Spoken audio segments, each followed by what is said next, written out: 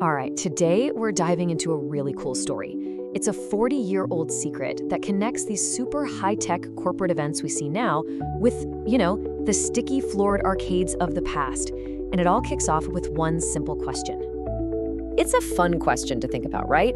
On one hand, you've got these slick modern trade shows, and on the other, dive bars from 4 decades ago. What could they possibly share?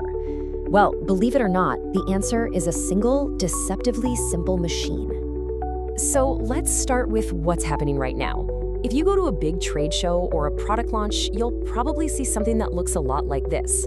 It's what we'll call a modern grab machine, and its whole purpose? To create a buzz and get people talking. Now, this machine is way more than just a game. It is a brilliant marketing tool. I mean, think about it. Instead of just getting a boring flyer shoved in your hand, a brand invites you to actually play something. You're hands-on, you feel that little rush of a challenge, and hey, if you win, you walk away with some cool branded gadget. That creates a real memory, an emotional connection that a business card just can't compete with. But here is the kicker. This awesome piece of modern marketing tech, it's not modern at all, not really. Its DNA, its core idea, goes all the way back to the golden age of the arcade. So let's hop in the time machine and go back to 1983. The company we're talking about is Taito, a Japanese arcade giant.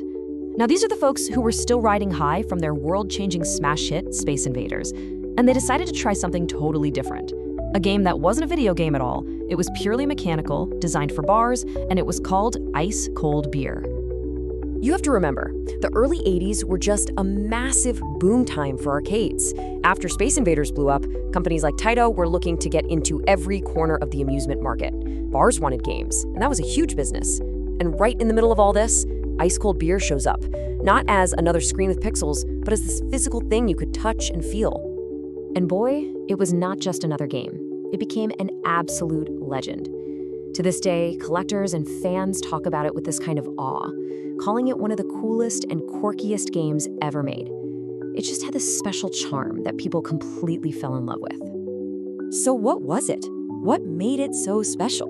What was the secret sauce? Well, the genius was all in the mechanics.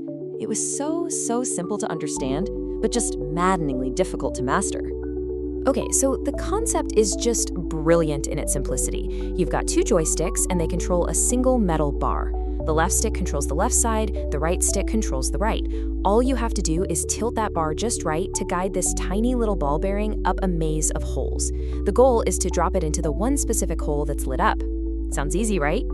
Yeah, it's not. It takes incredible concentration and a hand as steady as a surgeon's. If the ball falls into the wrong hole, you lose. If you get mad and shake the machine, it knows, and you lose. If you take too long to make a move, the game might just nudge the bar for you, and you lose. But that feeling when you finally sink that ball into the flashing hole, it's just pure, unfiltered satisfaction. And don't forget, this was a real physical object. This thing was a solid piece of furniture. It had a real presence in a room, It drew you in with its mechanical clicks and whirs, a world away from the silent apps we have on our phones today. The design itself was also just so clever. The whole playfield was this amber color, and the holes were laid out to look exactly like bubbles rising up in a big glass of beer. They even had cartoon barmaids on the cabinet art. It was just perfectly themed for its home in 1980s bars.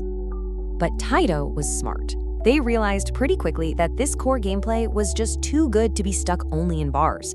They saw a huge opportunity to bring this amazing mechanical challenge to a whole new, wider audience. So their strategy was simple, but absolutely brilliant. They took the exact same game, the same mechanics, and just gave it a family-friendly makeover. The beer theme was out, and a mountain climbing adventure was in. Ice Cold Beer became Zeke's Peak. It's the same genius move that Midway pulled when they turned the bar game Tapper into Root Beer Tapper for the arcades. Okay, so let's bring it all full circle. Let's connect that 1983 classic all the way back to those slick machines we saw at the beginning. So today, you can actually find machines like this one, and they are direct, loving tributes to the original. They use the exact same core gameplay, but they've got modern updates like digital displays and ticket dispensers, which makes them perfect for modern arcades where you're trying to win prizes. So, you see, the crucial point is that the DNA is exactly the same.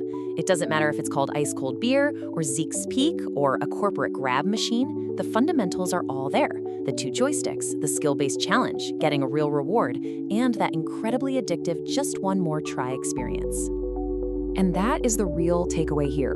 The reason this game has survived for over 40 years has nothing to do with flashy graphics or a deep story. It's because the physical, tangible challenge of balancing a real ball on a real bar is just fundamentally satisfying. It's timeless. So it really makes you wonder, doesn't it?